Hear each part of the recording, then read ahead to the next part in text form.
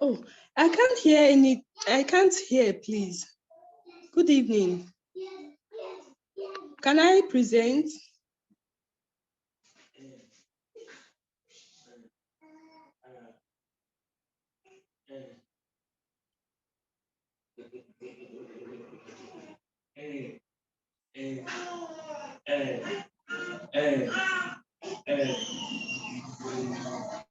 That's the joy of motherhood.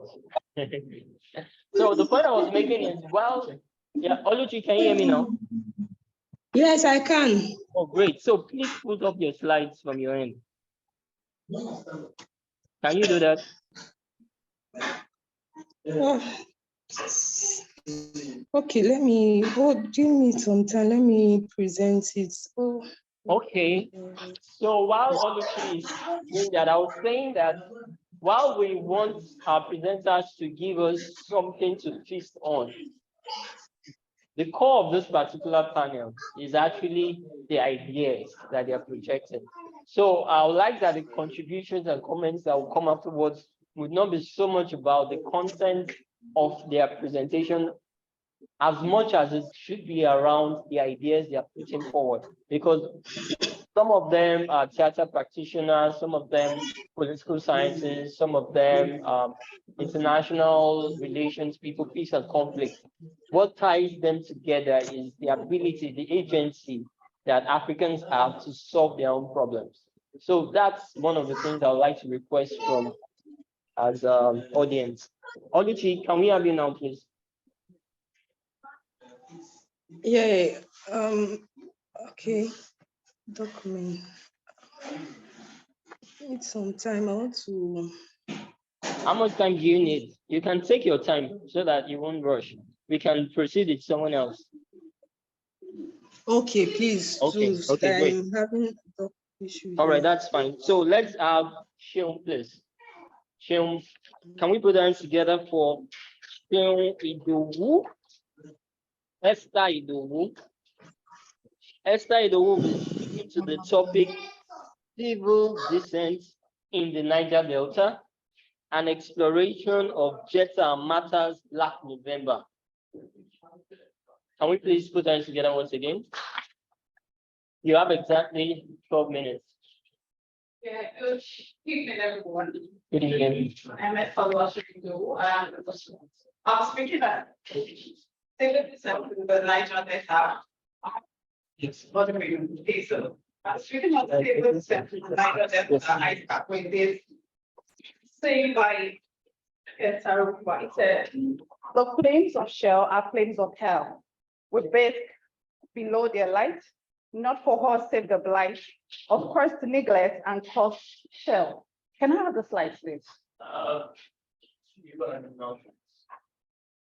Okay, just continue. All right. Okay, so I start with that. I am talking about civil descent in the Niger Delta and exploration of Jetta Matters Black November. Okay, so Nigeria is one of the few countries in the world that is blessed with crude oil in commercial quantities. These are factors that we know. All right, so as much as we have all these blessings, like crude oil, which remains the mainstay of the Nigerian economy, accounting for about 90% of our foreign exchange earnings, and a source of funding for development projects at all levels of the Federation, we have as positive and progressive as this natural resources to the economy, it has also brought a plethora of challenges and encumbrances to Nigeria, especially to the people of the Niger Delta. And when I'm talking about the Niger Delta, it comprises people in Bayelsa, Akwa Ibom, Imo, Abia, Ondo State, and so on. And this work is guided by the theoretical framework, which is frustration aggression theory. This was popularized by a number of scholars, such as John Jollard, Neoladu, Neil Miller, O.H. Mora, and Robert Stead. I'll just summarize what frustration aggression is about. It simply says that frustration aggression hypothesis states that aggression is a result of frustration and is a result of frustration, and frustration is any event or stimulus that prevents an individual from attaining a goal and its accompanying reinforcement quality.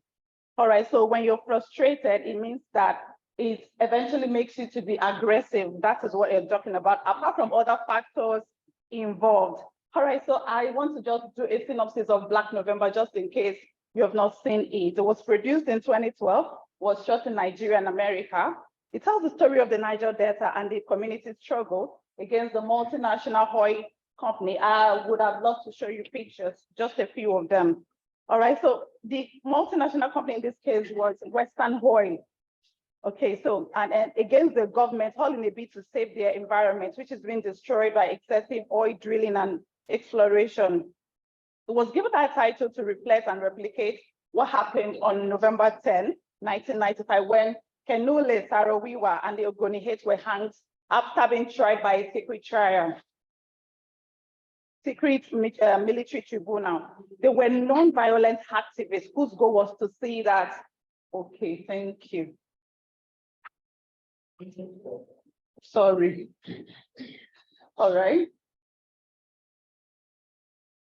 Okay. Yeah, just go down. It's in China. Yeah, good.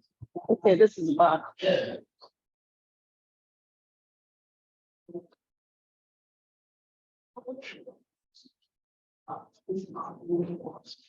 Okay, sorry about that. Yes. I'm trying to see my screen. Okay, so there were nonviolent.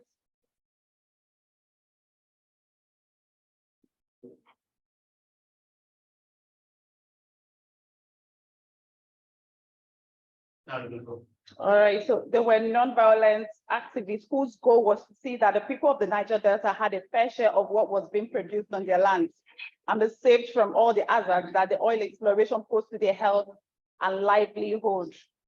All right, just to summarize, the issues portrayed in the film were those of compensation for the families and the communities affected in the environmental degradation and every other thing involved in the exploration of oil in their location. Then organized civil protests, first by the women, then armed men, took trials of Ebiere. Ebiere was the protagonist there, a female. That's just a tweet, a dramatic tweet, because they were mirroring Ken Saro-Wiwa. All right. So Ebiere, with the claims that she and the other protesters wanted to topple the government, and she was charged with treasonable felony. So many other protests continued. After that, they moved from being soft to being violent. They started kidnapping expatriates for ransom. They were involved in oil bunkering and vandalization. They had planned attacks on the oil companies. They had negotiations, and then eventually they had compensations. And afterwards, they had compensations, financial compensations, even in dollars, but it was cornered by the chiefs. And so eventually, one of the chiefs who felt guilty decided to return his own booty, and over the night, it was taken out, it was killed. Then the people became violent. They killed all the chiefs in a car, intentional killing of those people.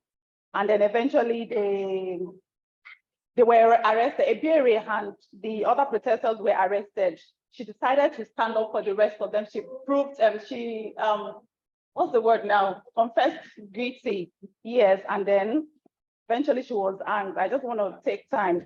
All right, so we're talking about civil dissent in the Niger Delta. Yes, so according to Henry David Thoreau, a philosopher who is credited with coining the phrase civil disobedience in 1849, he argues that the moral obligation acts life to the people when they see government injustice, so that their passive acceptance of unjust laws would not be seen as being tantamount to tacit endorsement.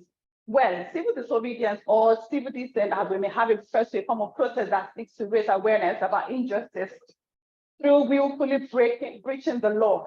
In a democratic system, it is expected that citizens would have the opportunity to express their fundamental human rights. Yes, especially the right to peaceful protest. For a fact, oppositions are a necessary pillar of democracy. Yes, a healthy and working one for that matter. John Rawls attempts to demarcate civil dissent from civil disobedience. He postulates that civil disobedience is described as a public, non-violent, consensual, yet political act, contrary to law, usually done with the aim of bringing about a change in the laws or policies of the government. In contrast, civil dissent is a form of protest which stays within the confines of the existing law. So in essence, civil dissent can easily degenerate into civil disobedience when it spirals out of control, just as we have in the Niger Delta. Initially, it was soft, it was non-violent, and then they could not take it anymore. So this is because there's just a blurry line between both concepts, especially in practice. So how to categorize the actions of Ken Saro-Wiwa in the Niger Delta remains squashed between civil dissent and civil disobedience, depending on the point of view. Osaghae refers to the Niger Delta as Nigeria's oil republic. Oil wealth and the special status of the Niger Delta as a source of this wealth did not equal to other expected social and political benefits. In the region, new and more states and local government units were created, and this gave a modicum of local autonomy and then guaranteed increased transfers of resources and delivery of public goods. In short, the people were expecting to be basking in fullness.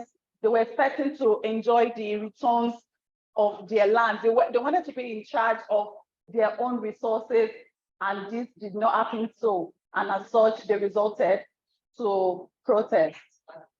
Okay, so I talk about Ken Saro-Wiwa and the Ogoni 8. Environmental crisis fosters conditions which makes conflict and insecurity all the more likely. They can serve to determine the source of conflict shape the nature of conflict and act as multipliers that aggravate the core causes of conflict.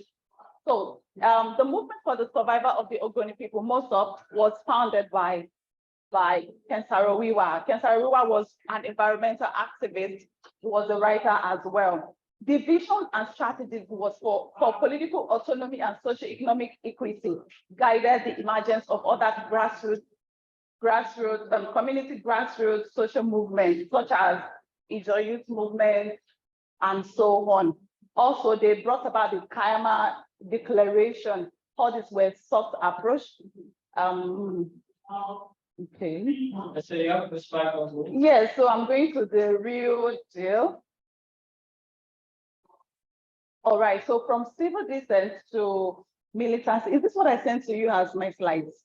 It is not. This is not it. I am amazed. Yeah, so please. All right, so from civil dissension to militancy.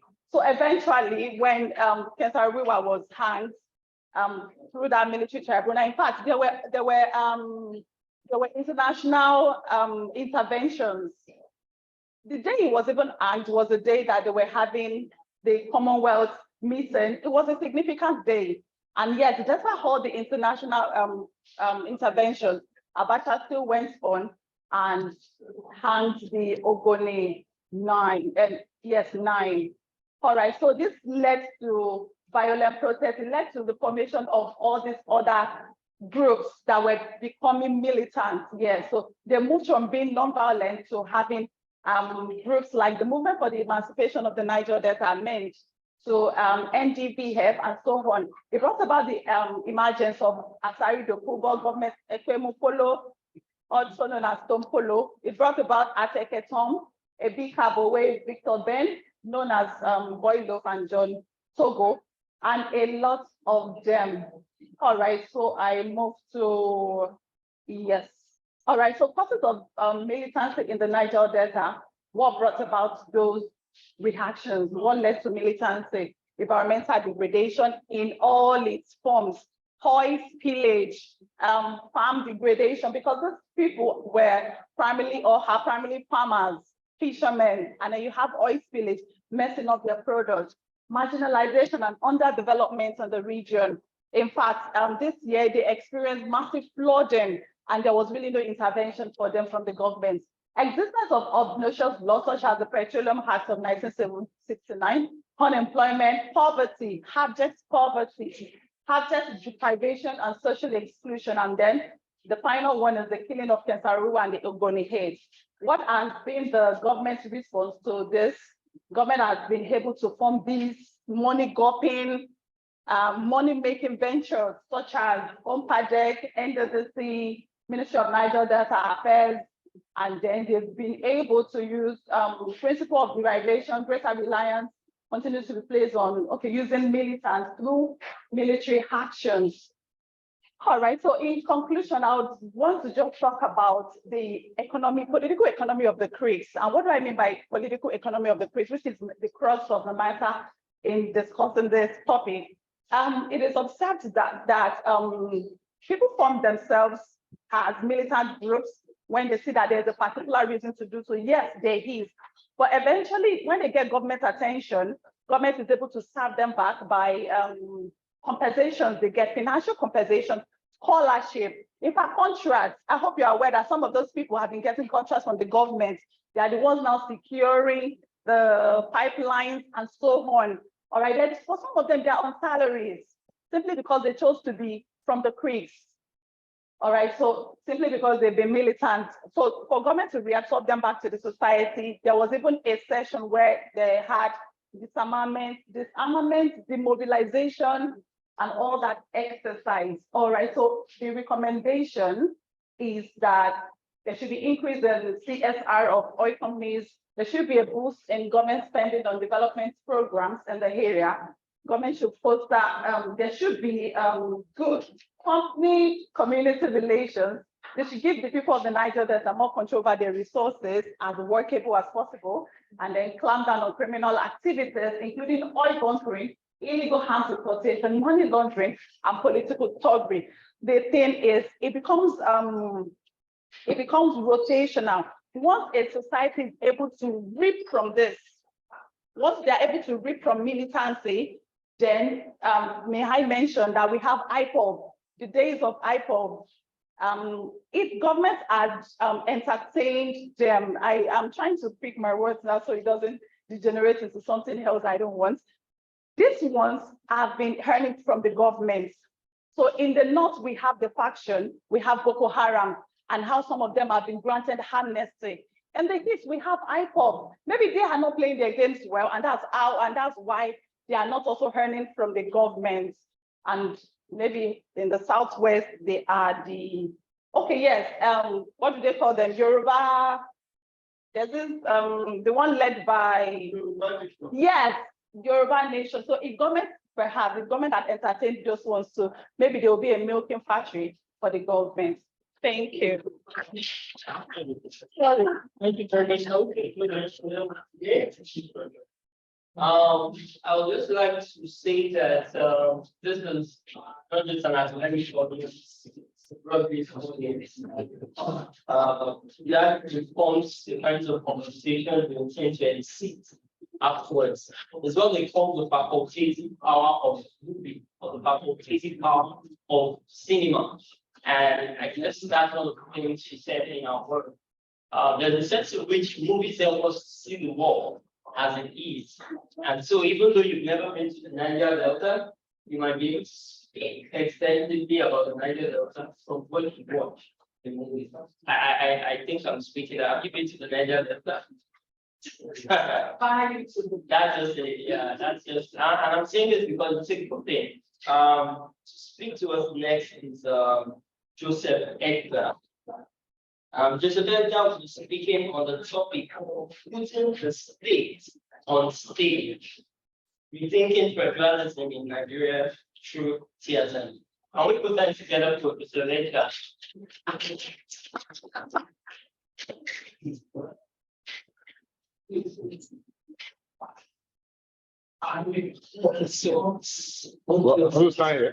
Yes, because of those online. Okay. And then put it on. Who's on the side? So I thought that immediately after our presentation that will be given opposition to. No, we'll take questions. I mean, all the presentations first, then we'll take the questions later. So how many presentations do you have? About 4 more. Or Four more. Three more, I guess. So can I create the indulgence so that when I finish, they can ask my question whether they go away? Well, that's left for the Please, audience. because Okay, let's do it this way. Just a minute. Since we've had one presentation, after yours, we'll take a set of questions. yeah. Then after that, we can go with the remaining seconds. Okay, thank you. So can you open my? Okay. I need to create this. I have a true that is right. Okay, you know, I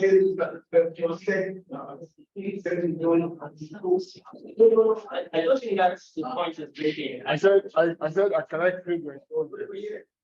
Joseph, let me give you this point. So the whole idea of the panel is, like I said earlier, to discuss about people giants, yes. But beyond that, we also want to see how people giants engages other thematic issues. Now, the first presenter, if what's the name now? Speech I presented earlier, I would get, we'll have to take the rest of it. But Joseph's topic is very, very, in my opinion, close to what Esther said. I mean, the concept around our alternatives. And I feel that since he wants to insist himself, it's only ideal that he take some sort of, yes, it is not the practice here in NSC. We take all the presentations first, then we give room because we also have people who will be joining it. Okay. But it's just a question. Okay. No problem. I'll wait. Oh, okay, fine. I'll wait. Okay, so my name is Joseph Edgar. I have 12 minutes, are we? Yeah. Okay. And you start. Funny enough, I'm just coming straight from Awolowo's house. Spent the whole day there with his last surviving child, and it might be to further understand, major players in this our country, major past players in our country, to put in a better position to understand what is going on in present leaders. You understand? So he had asked me to talk about state on stage, rethinking federalism through rethinking federalism in Nigeria through the lens of theater. I'm a realist. And we had this conversation this morning. I don't think we're on the same page. I do not think for a second that theater or any of these soft things, can solve whatever our problem is in this country right now. Do you get it? Now, and that's how we're going to go through all of the stuff for the how do you do this, please? Which one? This one? Sorry.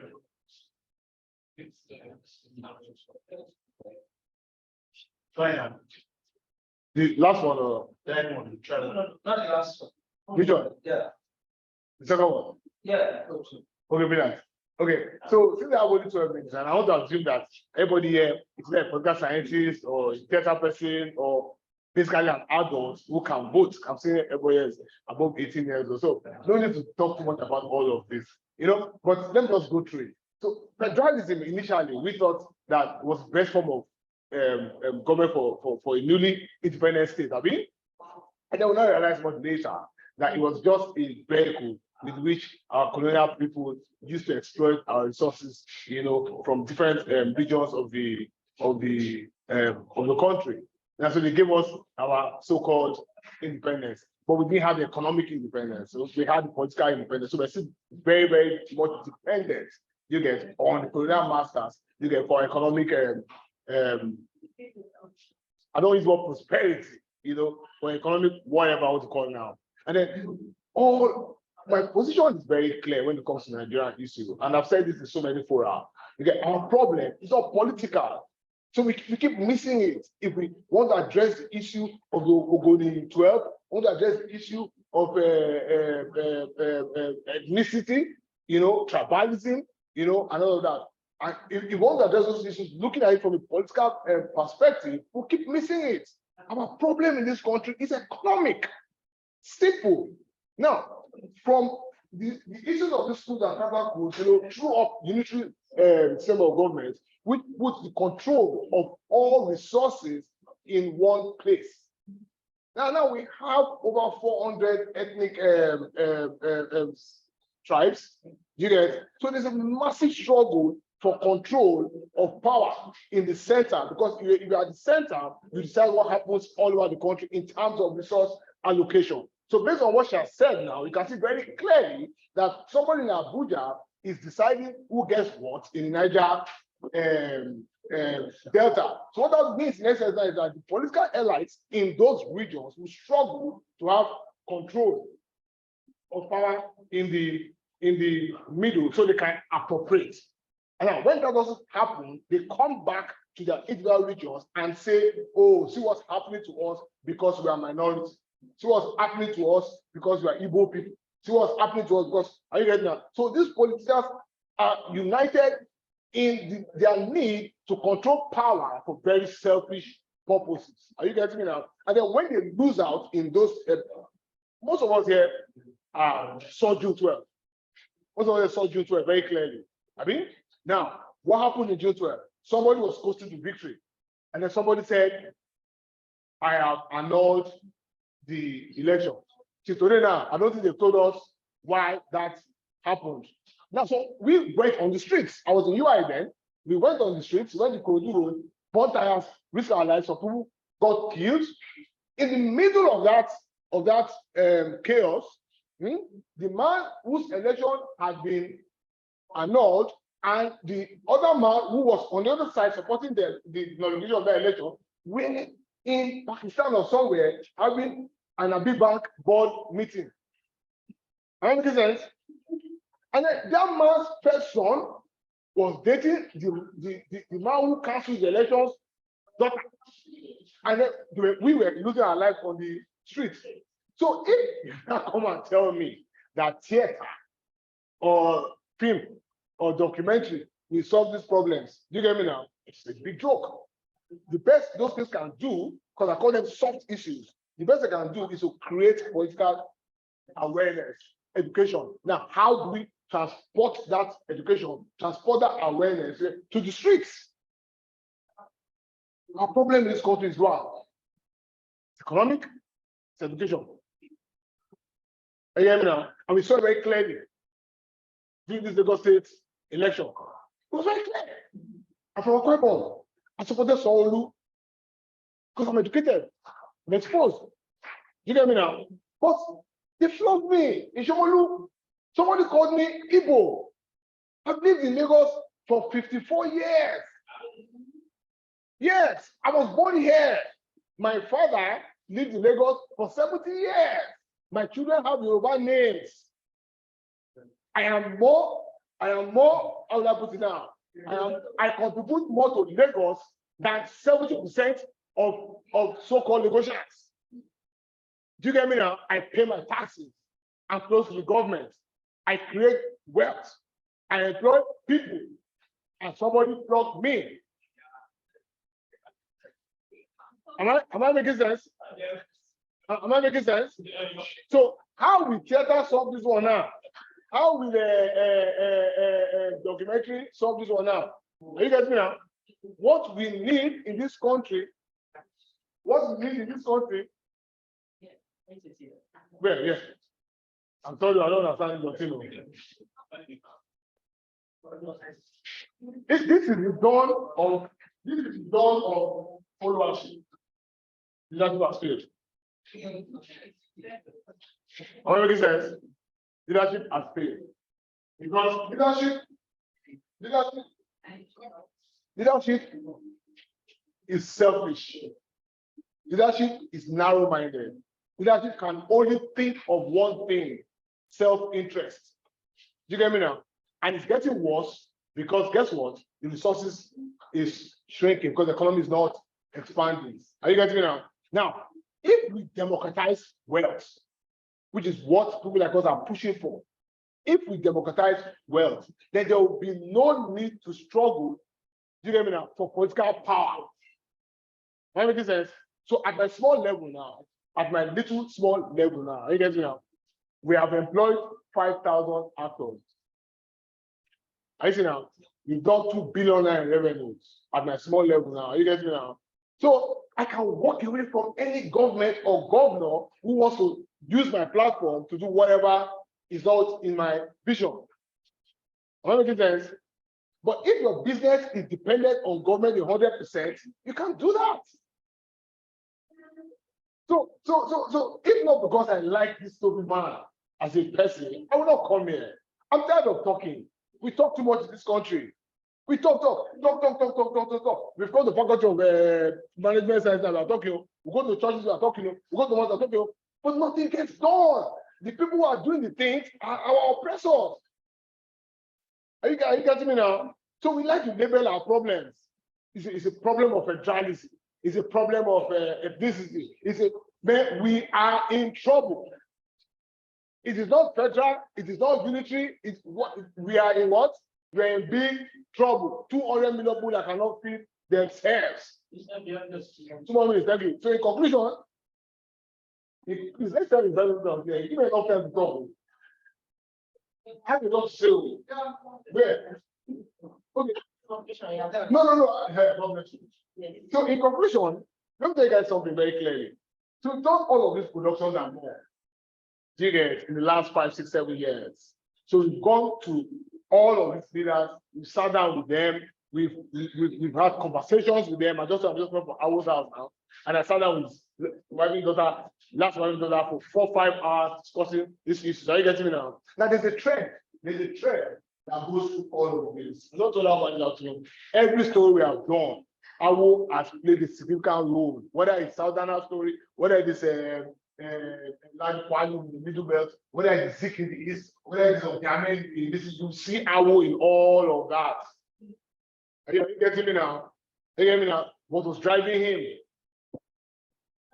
So if you look at our story very clearly, you see that story playing out today in Nigeria now, with presidents in the center now. You get? I was not shocked to enter the museum today. In 1940 something, our wife was already carrying broom. This APC broom was our own symbol of the leaders for APC have carried here. So please, my brothers and sisters, man, let us be very serious people. Let us be very, very serious people. we have been joking in this country. We have been talking too much. Do you get me now? Let's look at very practical ways to take our future in our own hands. Leadership has failed. Leadership will continue to fail. It's not the goal of the whole life.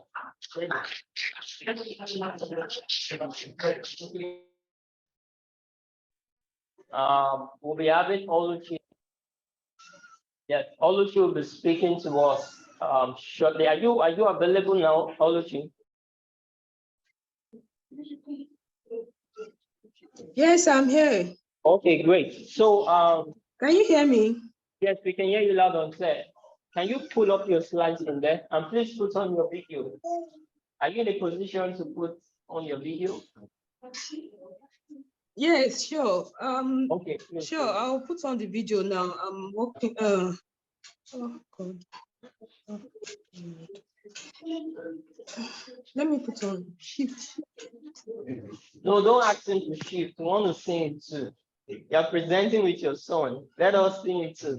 Don't take the shine away from him. Okay, can you? Here's a bit dark, please. Or if you Yeah. can see me. Yeah, we can see you. So just settle in and let's have it. Can you pull up your slide from there? I asked earlier. Yes, I'm having difficulty doing that. Do you have the slides? I sent it to you already. I don't know. Huh? Yeah, we'll check. Okay, can you view the slide now? Can you see it? Wait just a minute. I don't think you'll be able to do since does she have the permission to share? Okay, although we are not on the interface, but we can't see your slides. But Did you say I can share? What's the response from the person who asked? Yeah, that's the impression. Oh, are you using a mobile device? What did you say? Okay, we have. Yes, I'm using my phone. I'm not in a place where I can use laptop. Oh, okay. So, but we have it here, no problem. So just speak to it already. Let that not be an issue. Can I go ahead since you have the slide please. there? Yes, go ahead. So I should go ahead without presenting it here. Okay. Well, can Hello? you see your own slide? Can you see my slide now? We are the one sharing it, so we can see it. But can you see it? Yes, no, I can see it. Okay, you can see it. Wait. No, she can't. You can't see it. Yes. Yes. So please, can we have you now? Oh, good evening. Well, everyone, I don't know, depending on your time zone. Thank you for giving me this opportunity at University Lagos. I'm speaking on civil society and democratic consolidation in Nigeria's Fourth Republic. Now, civil society have become an important agent for engendering democratic governance world over. Civil society groups, can you hear me, please? Can I go on? Okay. So the critical role of civil society in democracy. So let's just give us that. We can You say I cannot do what? Oluchi, just continue. Don't worry about us. We can follow you closely. Just continue. Okay. Yeah. So the critical role of civil societies in democratization process, cannot be overemphasized.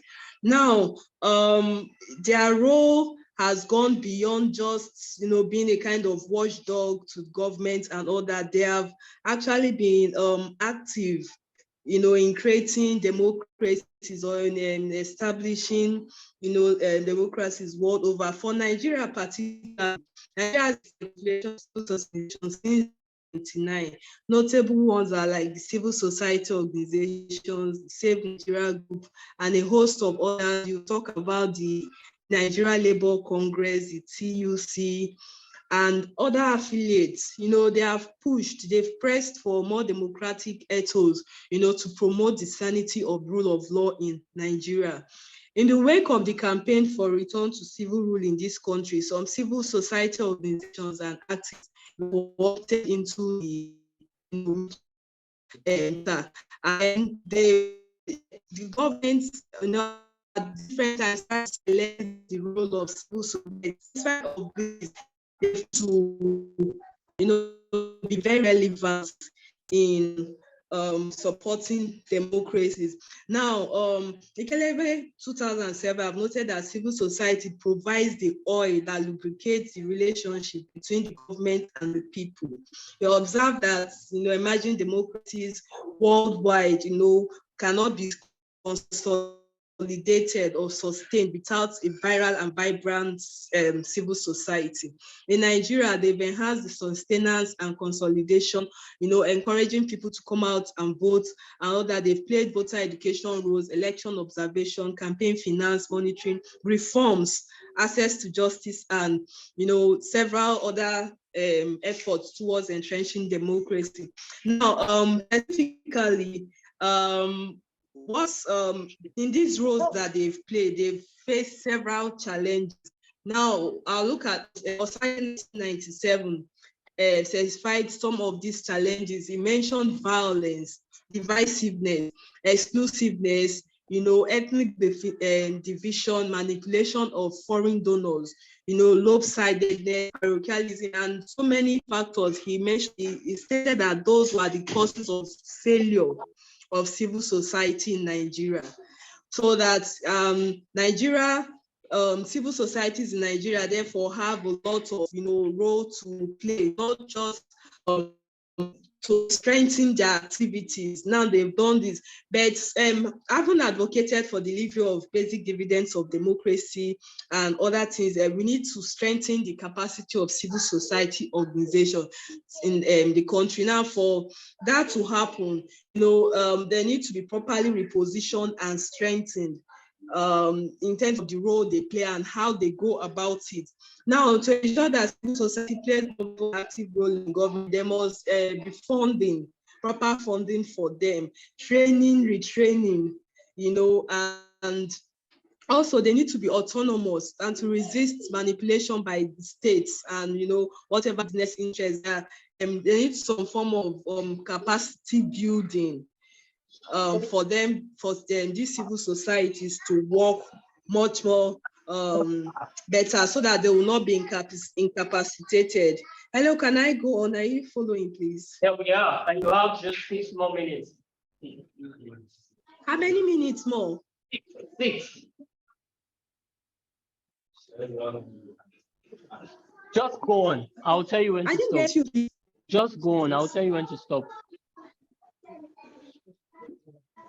Okay, so it will seem that some of the civil society organizations, are not above manipulation by some powerful elements in the country, but whatever they might seem to be very, very active and above even some form of manipulation, but we see that they are actually being controlled. Some of them are being dictated to. Now, that it implies that civil society organizations in Nigeria most of the time tend to be reactive rather than proactive.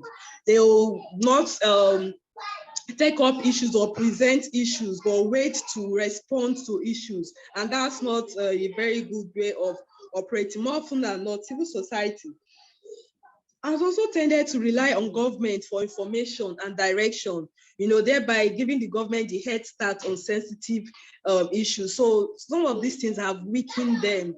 Now they have to also work on their structural and organizational effectiveness for civil societies, to effectively entrench the democratic sustainability in Nigeria. So most civil societies are weak. Most of their operations tend to be in the elite and urban centers, in makeshift buildings and all that. So the failure of civil societies to link up with social formations in the rural areas, most of them have not worked from the grassroots, they've not worked bottom up, to carry people along. They need that support base in the grassroots so that they will be much more effective. And then talking about democratic consolidation, they'll be able to, play their role as essential building blocks of development and national action. If they take some of these reforms, they're able to push democratic transition in the country and then deepen democracy much more. Thank you very much. All right. Thank you all for that. I'm not sure of my time. I have to stop. Yeah, thank you. We'll take comments on your paper shortly, but let's know if Lucas is ready to present. Lucas, are you with us? Yeah. Okay, very great. much. I'm ready. Okay, great. Can you pull up your slides from there, or should we do that yet? Yes, I can do it. Okay, so let me just pull it up. Yeah, so while Lucas is doing that, I would like to implore us. Technology is actually very diverse. What is experiencing in that space is completely different from what we're experiencing here. I understand the challenges in the world. This is what they call the crisis of modernity. So I've learned that the events of people are presenting online who are in situations with them. So I will kindly endorse sessions with online speakers. And this is the fourth cycle conference LSA is experimenting with, and I think these are some of the things that we can learn going forward. So Lucas, can we have you now?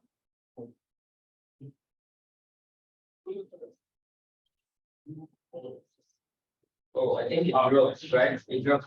Okay, so while okay, you're back. Great. Are you still putting up the Can you pull my slide up? I'm having a bit of challenge here. I would like us to please prepare questions for all three presentations that we have.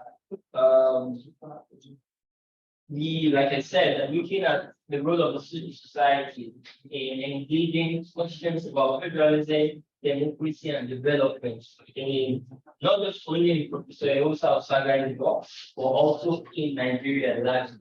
And so we would like to have questions around this shortly after the teaching. So look at the slides are all. Can you speak to them now? Yes, I can.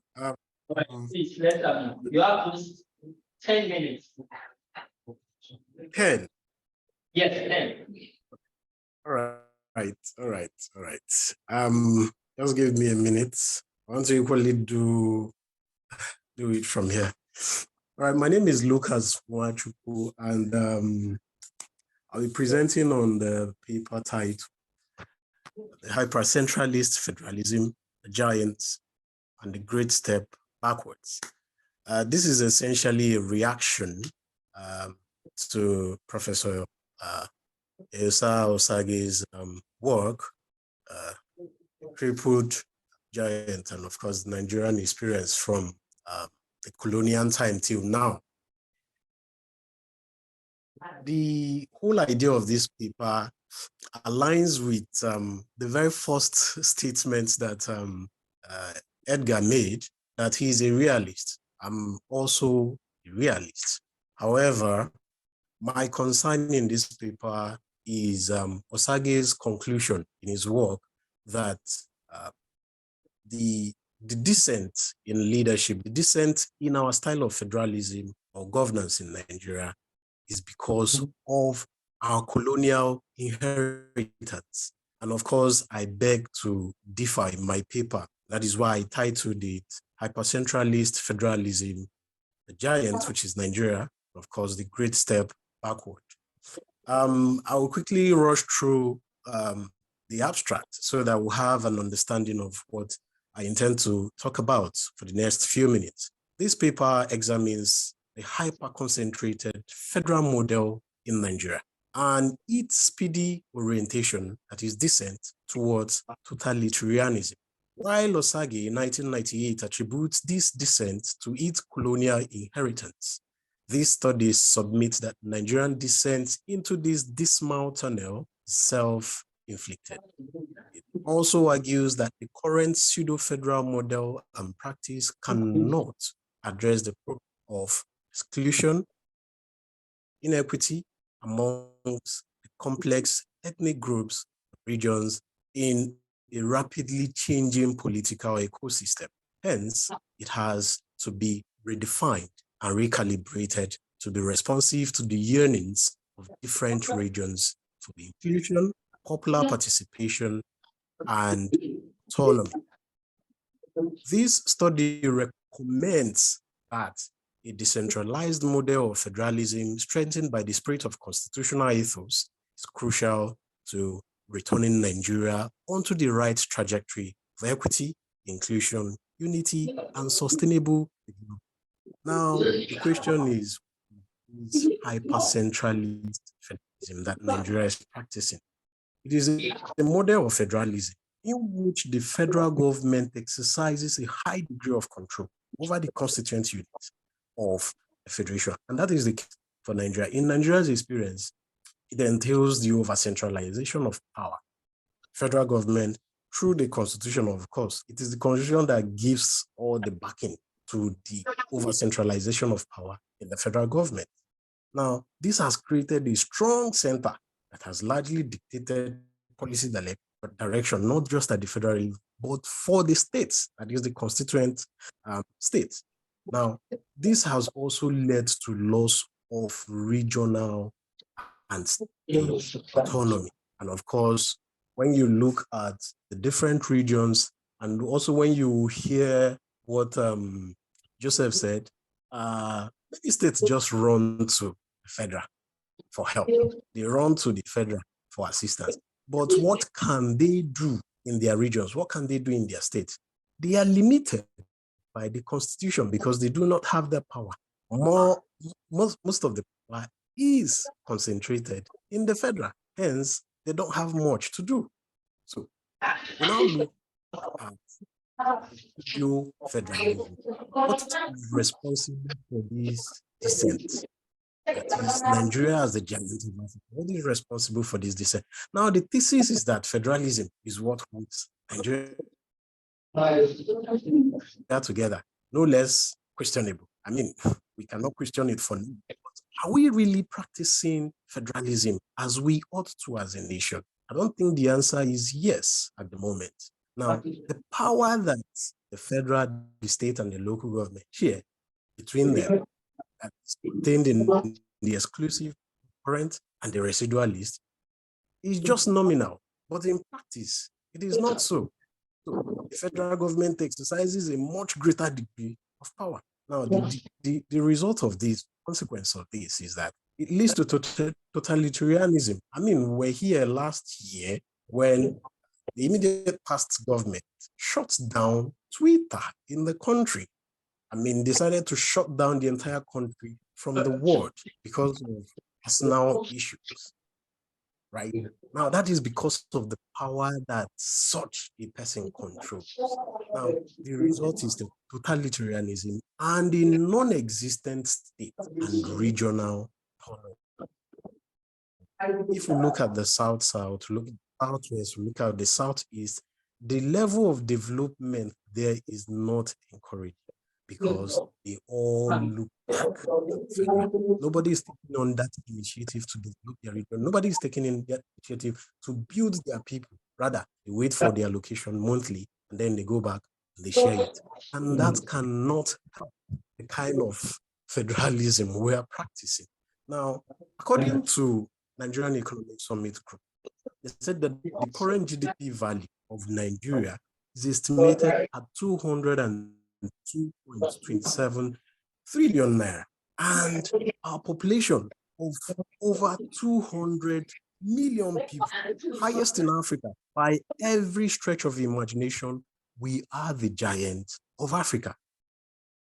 But are we truly functioning as the giant of Africa? Are we truly functioning as the giant of Africa politically and economically? I don't think we are.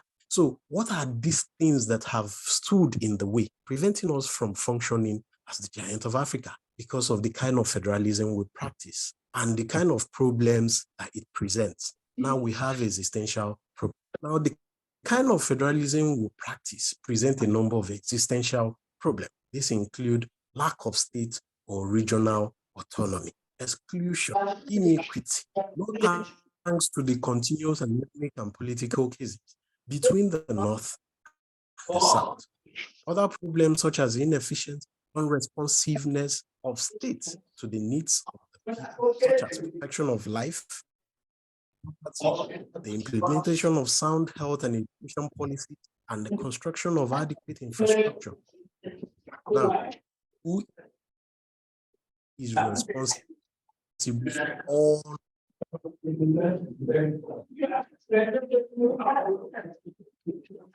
Hello, Lucas. of these in nation? Okay, Lucas, you have just 3 minutes. Can you hear me? Okay. Okay. Continue. Okay, I do. Now, because of this blame game, we have not been able to address the issue ourselves. We must begin to embrace reality. And what is the reality here? We must accept that where we are today is self-inflicted, not because of our colonial creation or current status as a new colonial formation. So the essence of every federal order inheres in the autonomy of the constituent.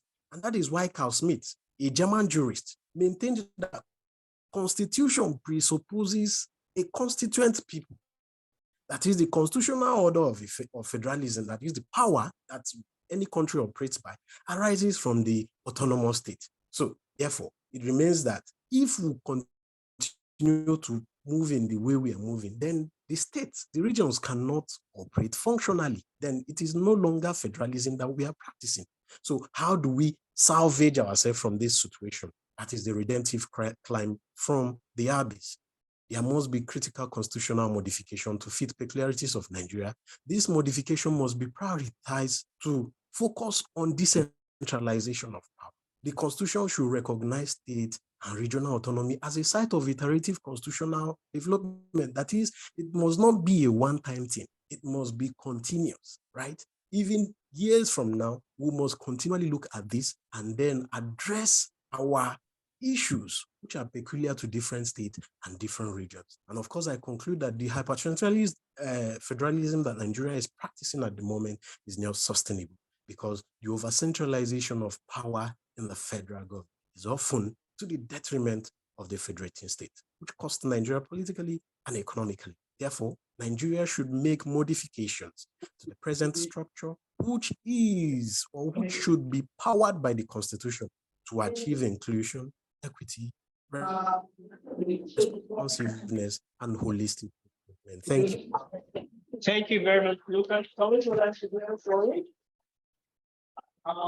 There's a central theme that connects all of these debates, presentations of wisdom and so forth, and it is the ability to take action by ourselves and not necessarily relying on the others.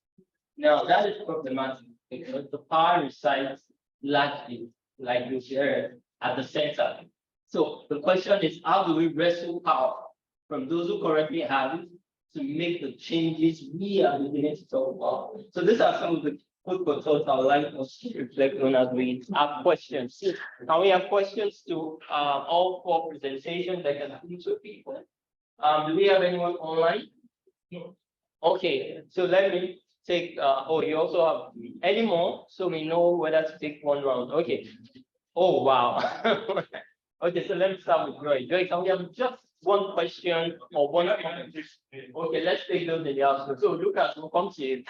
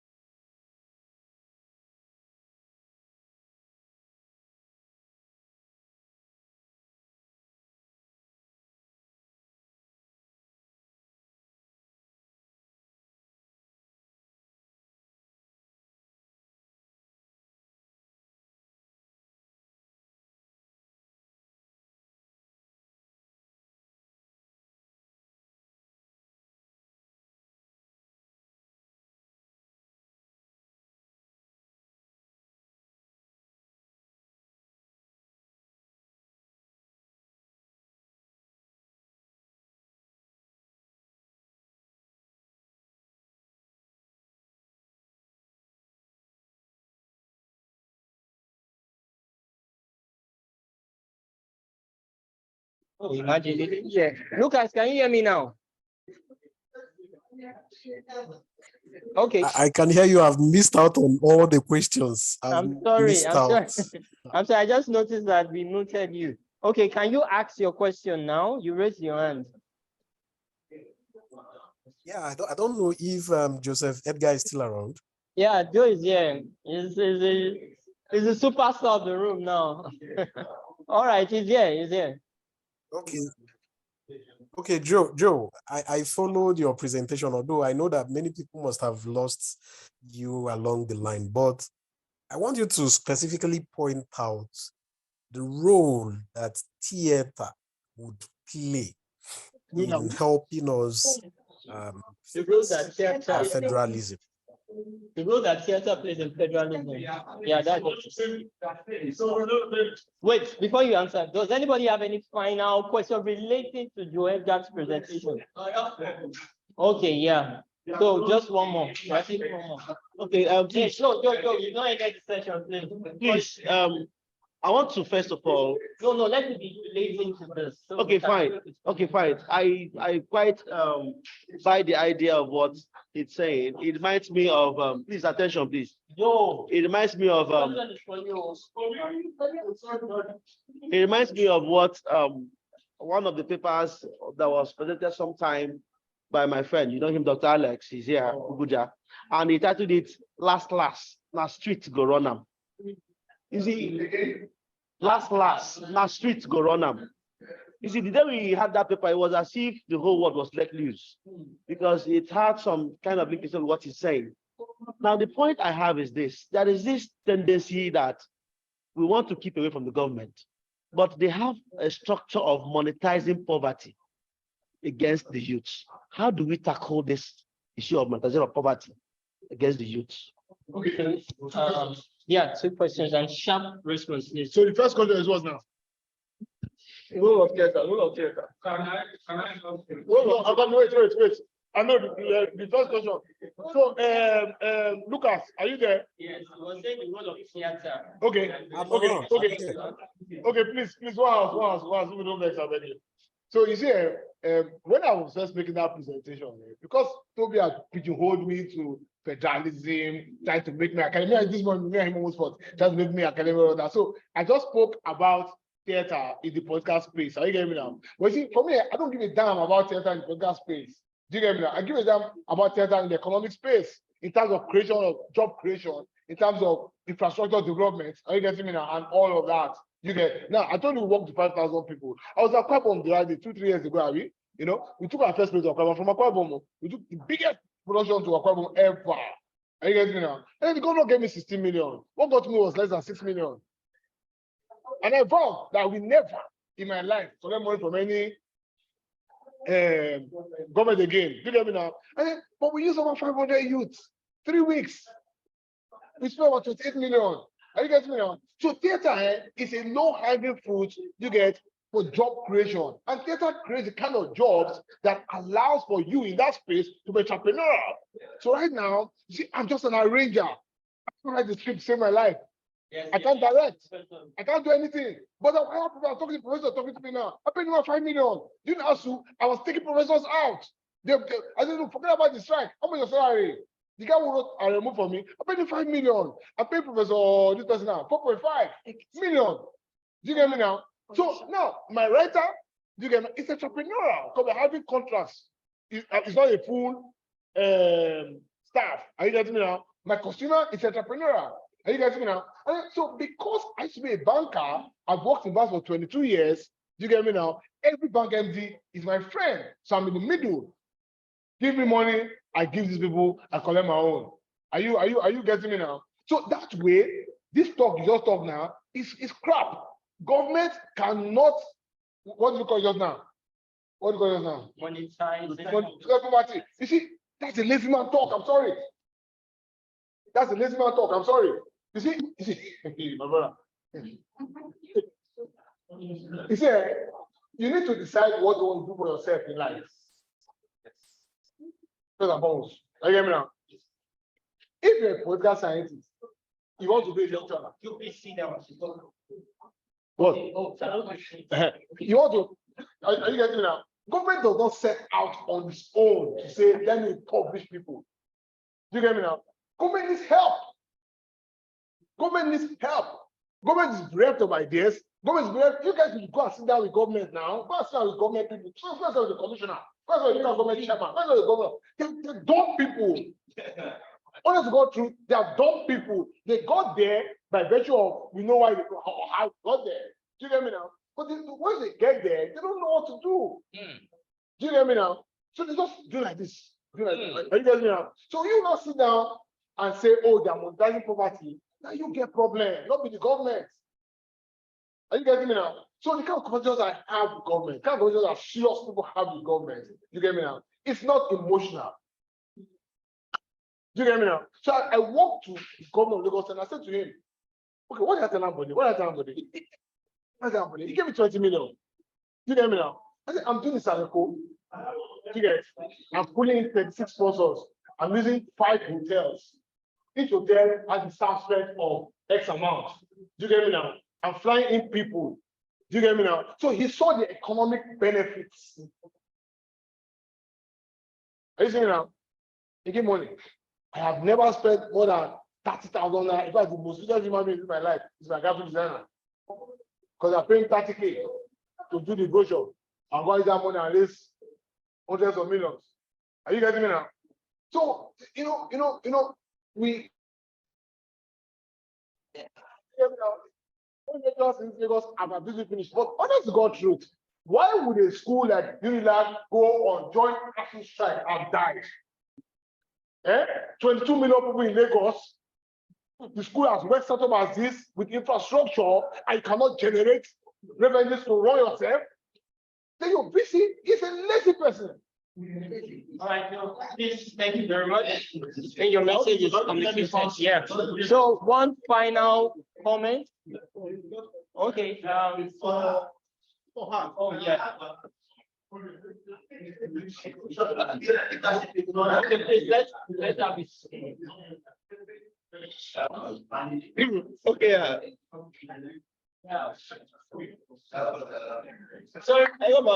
Okay, so I have a question for you. Okay, so we talk about the causes of the militancy in Niger Delta.